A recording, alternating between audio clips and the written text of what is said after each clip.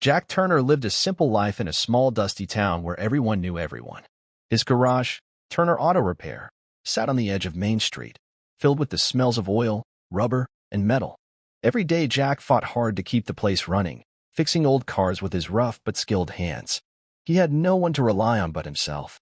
After his wife had passed away 3 years ago, Jack had thrown himself completely into his work, raising his young daughter Lily alone. She was the light of his life, the reason he kept going even on days when bills piled high and hope felt thin. Life was not easy, but it was honest. Jack did not dream big anymore. All he wanted was to provide for Lily and hold on to the small world he had built with his own 2 hands. One ordinary morning, as the sun barely began to rise and Jack was wiping grease off his arms, a car pulled into his garage that did not fit the usual beat-up trucks and worn-down sedans.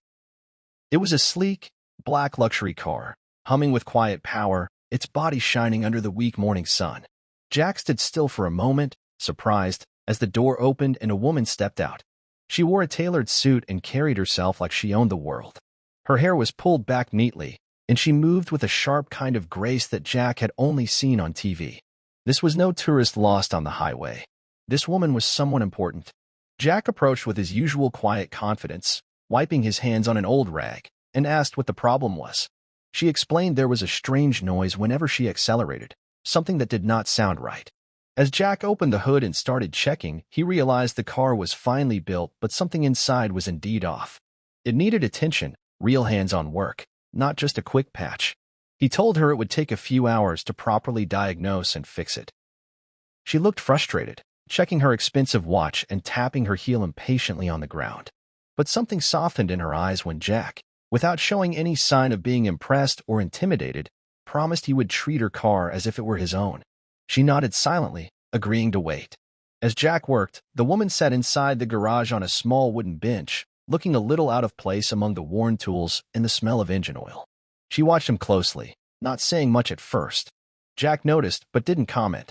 He believed actions spoke louder than words. The woman eventually introduced herself as Emma Carter, CEO of a major tech company from the city, one he had vaguely heard about on the news. She had been on her way to an important meeting when her car trouble started. But sitting in Jack's garage, away from flashing lights and constant emails, something about the slow quietness seemed to catch her off guard. Jack moved through the repair process steadily, explaining small things here and there in simple words. Emma listened carefully, almost too carefully, like she was hungry for something more real than corporate reports and boardroom speeches. There was a pause between them, a silence filled not with discomfort but with something else Jack could not quite name. It felt like the world outside the garage, with all its noise and pressure, had stopped for a while, and all that remained was the smell of gasoline, the sound of tools clicking, and two strangers who came from completely different worlds. When the car was finally ready after several hours, Emma thanked Jack, and something unexpected happened. She asked him if he would join her for a drive before she continued on her way. Jack hesitated. He had never been the kind to step out of his routine, and he thought of Lily waiting at home after school. But something about the look in Emma's eyes, something half hopeful and half afraid, made him agree. He quickly locked up the garage, sent a quick message to his sister to check on Lily, and slid into the passenger seat of Emma's car. As they pulled onto the open highway, a sense of freedom Jack hadn't felt in years began to bloom inside his chest. The engine purred like a satisfied cat under Emma's skilled hands. She drove well, smooth and confident, but Jack could tell she was someone used to controlling everything. For a while, they said nothing, just listened to the car and the road. Then slowly, piece by piece, Emma started sharing pieces of her life. She spoke about the pressures of leading a company, how lonely it felt to always be the one expected to have the answers, the weight of responsibility that never left her shoulders. Jack listened quietly, not offering solutions or judgments, just letting her speak. In return, he shared small bits of his own life. His love for fixing things, how his father had taught him everything about engines before passing the garage down to him, how losing his wife had almost broken him but raising Lily kept him moving. They were different, Jack and Emma, like night and day, city and small town, wealth and working class. But somewhere between the winding roads and the soft hum of the engine, those differences didn't seem so wide anymore. They stopped at a roadside diner for a quick bite, a simple place with worn red booths and the smell of frying bacon in the air. Emma laughed genuinely for the first time in a long time when Jack teased her about ordering fancy coffee in a place where black drip was the only option. It was a small thing, but it cracked the hard shell she wore like armor every day. Jack realized she wasn't just a CEO, a title, or a paycheck. She was a person who had almost forgotten how to enjoy life's small, messy moments. As the sun began to set behind the hills, painting the sky with soft pinks and oranges, they found themselves parked at a lookout point, watching the world grow dark together. Emma spoke about regrets, about dreams she had buried under work and success, and Jack, in turn, spoke about fears of not being enough for Lily. In that quiet space, they understood each other without needing fancy words. It was strange, Jack thought, how fixing a car had led to fixing something broken inside both of them. As the stars blinked into view one by one, Emma smiled softly and thanked him, not just for the car, but for reminding her that life was about more than schedules and success. Jack only smiled back, knowing that sometimes the simplest acts, like fixing an engine, sharing a meal, or listening, could touch a heart deeper than any grand gesture ever could. The next morning started with a soft golden light pouring over the quiet streets of the small town. Jack had spent the night thinking about the strange connection he felt with Emma, something he had not experienced in years. Life had been about survival for so long that he had forgotten what it felt like to hope for something more. At the garage, he checked on the usual morning repairs, his mind distracted. As he tightened bolts and replaced filters, he kept replaying the memory of the long drive, the laughter at the diner, the peaceful silence as they watched the sunset. Around mid-morning, the unmistakable sound of Emma's car pulling into the lot made him drop his wrench. She stepped out, less formal today, wearing jeans and a casual jacket, but still carrying that natural grace that seemed to set her apart. She had come to thank him properly, she said, but Jack could see in her eyes that there was more. She asked if he would come with her again, just for a day, to see the beauty around the town she had never known existed. Jack hesitated, but when he thought of the way Lily always told him he needed to live a little, he agreed. They drove through winding country roads, past fields of golden wheat and hills dusted with wildflowers. Emma seemed lighter than before, breathing in the fresh air, laughing easily when they hit bumps on the road. Jack showed her the old oak tree where he and his father used to have picnics, the small creek where Lily liked to collect smooth stones. These were simple places, nothing grand or polished, but Emma looked at them as if they were treasures. It made Jack see his own world with fresh eyes. They stopped for lunch at a picnic area near the creek, eating sandwiches Emma had insisted on picking up from a small bakery in town. They sat on a blanket under the shade, the sound of the water trickling nearby. Jack talked about how he had rebuilt his garage almost from scratch after a big storm years ago, and how the whole town had shown up with tools and food to help. Emma listened closely, amazed at the strong bonds in a place so different from the corporate towers she ruled every day. As the afternoon wore on, they walked along the creek, sometimes speaking, sometimes just listening to the birds and the wind in the trees. Jack noticed Emma picking up small rocks, turning them over in her hands like little treasures. She confessed that she could not remember the last time she had taken a real break from work, let alone allowed herself to simply enjoy a quiet afternoon. She told him about the constant pressure, the endless meetings, and the feeling that no matter how much she achieved, it was never enough. Jack understood that feeling more than she could know. They came from different worlds, but the struggle to find meaning beyond responsibility was the same. As they sat on a fallen log by the water, Jack realized that Emma was not just visiting his town, she was visiting a version of life she had almost forgotten could exist. Later, as they drove back toward town, the sky turning a deep shade of blue, Emma suggested a small detour. She had heard about a local fair happening just outside town and thought it might be fun to see. Jack chuckled, but agreed. When they arrived, the fair was in full swing, with colorful lights, the smell of cotton candy in the air, and the sound of children laughing on rides. Emma's eyes lit up with a kind of wonder that made her seem younger, almost carefree. They wandered through the booths, trying homemade pies and playing simple games. Emma won a small stuffed bear at a ring toss game and gave it to Jack with a laugh, calling it a reminder that sometimes it was okay to be a little silly. Jack smiled, tucking the bear into the pocket of his jacket. At one point, music started playing from the main tent, a slow, easy melody that drifted through the cool night air. Without thinking too much, Jack offered his hand.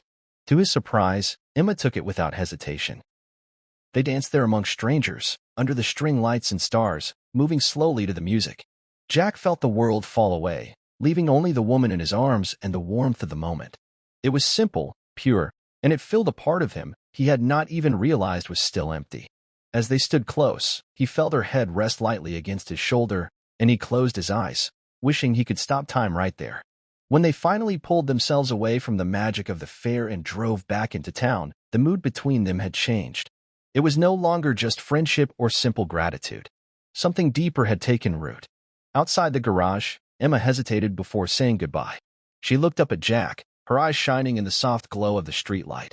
She thanked him again, but this time her voice was softer, carrying weight that words alone could not fully express. Jack watched as she drove away, the taillights of her car disappearing into the night, feeling a strange ache in his chest. It was not just the end of a good day, it was the beginning of something he had not dared to hope for. Inside his small apartment above the garage, Jack found Lily asleep, her arms wrapped around her favorite stuffed rabbit. He sat on the edge of her bed for a while, watching her breathe peacefully. She was the reason he had fought so hard all these years. But tonight, as he watched his daughter and thought about Emma, Jack wondered if it was time to fight for himself too. For the first time in a long while, he allowed himself to dream not just of surviving but of living. He thought about Emma's laughter, the way her eyes softened when she spoke of forgotten dreams, and the way she had held his hand without hesitation at the fair. Jack Turner, who had built his life piece by piece after so much loss, realized he might just be ready to open his heart again to a woman who had come into his world by chance but had touched his soul in ways he could never have expected. The next morning arrived with a crisp breeze and a clear blue sky, but Jack's mind was not as calm. All through breakfast with Lily, he kept thinking about Emma. There was something unfinished between them, something that needed to be said or discovered, but he didn't know how to take the first step. After dropping Lily off at school, Jack returned to his garage, going through the motions of his usual work. But fixing engines felt different today, less satisfying somehow. His heart wasn't fully in it. Around noon, as he wiped his hands on a rag and prepared to tackle another job, he heard the soft purr of a familiar engine pulling into the lot. He didn't need to look to know it was Emma. She stepped out of her car, a little more hesitant this time, wearing a simple dress instead of her usual sharp suits. She looked less like the powerful CEO and more like a woman who had decided to follow her heart instead of a schedule. She asked if they could talk, and Jack, feeling his pulse quicken, nodded and led her inside. They sat together on the small bench by the office window, where sunlight streamed in and dust motes floated lazily in the air. Emma spoke first, her voice steady but soft. She told Jack how meeting him had made her question the life she had built, how it had made her realize that somewhere along the way she had lost touch with the things that truly mattered. She said she had spent so long chasing success that she had forgotten the simple joy of real conversations, honest smiles, and quiet mornings without endless pressure. Jack listened carefully, feeling the truth in every word. She explained that she wanted more than just fleeting moments of peace, that she wanted to rebuild her life around something real, something lasting. Jack felt something shift deep inside him, a wall he had built to protect himself slowly crumbling away. Emma asked if he would consider coming with her on a longer drive, not just across town but across the state, taking the scenic routes, exploring places neither of them had ever seen before. She needed time to think, to breathe, and she didn't want to do it alone. Jack thought of Lily, of course, and the garage, but he also thought about the example he wanted to set for his daughter. He wanted Lily to know that it was okay to chase happiness, that it was brave to trust your heart even when it was scary. After making a few quick calls to arrange for the garage to be covered and making sure Lily would be safe with his sister for a few days, Jack agreed. They packed lightly, just essentials, and set off by late afternoon with no fixed plan except to drive, to see where the road would lead. The journey was like a dream, each mile shedding more of the heaviness that weighed on their shoulders. They drove through valleys blanketed in wildflowers, climbed winding mountain roads where the air grew thin and fresh, and cruised along empty highways where the horizon stretched endlessly. They shared stories of their childhoods, their hopes, their fears. They laughed about small things like getting lost and argued playfully over which songs to play on the radio. Jack showed Emma how to skip stones on a quiet lake, and she showed him how to appreciate the art of doing nothing without feeling guilty. They stayed in small motels with creaky floors and faded curtains, ate in diners where the coffee was always hot and the pie was always homemade. With every stop, they peeled away the layers they had built around their hearts. One evening, they found themselves in a tiny coastal town where the cliffs met the roaring ocean. They parked the car and walked along the rocky beach, the salt air stinging their cheeks and the wind tangling Emma's hair. They sat together on a weathered bench, watching the sun dip into the water, painting the sky in fiery colors. Jack realized he hadn't thought about bills, repairs, or deadlines once during this trip. He realized he had not just fixed Emma's car that day. Somehow, without even trying, he had helped fix something inside her, and maybe inside himself too. Emma turned to him then, her eyes full of the raw honesty that only comes when all pretenses are gone, and she told him she had decided to step away from the parts of her life that no longer made her happy. She wanted to build something different, something grounded, something real. Jack felt the words catch in his throat, but he knew he had to say them. He told Emma she had reminded him that life was not meant to be endured but lived, that love and dreams were still possible even after loss. They sat there as the stars appeared one by one, silent but deeply connected. They both knew that whatever path they chose next, it would be one they traveled together. When they returned to town days later, things were not the same. Emma had a new calmness about her, a new purpose. She announced plans to open a new branch of her company closer to the small town, focusing on projects that mattered to her heart, not just to shareholders. Jack expanded the garage, adding a small section for electric cars, something he had never thought he would do. But more than the physical changes, it was the emotional ones that mattered. Jack and Emma found a rhythm together, building a life where dreams and responsibilities could exist side by side. Lily adored Emma, and Emma in turn treated her with a kindness and respect that melted Jack's heart.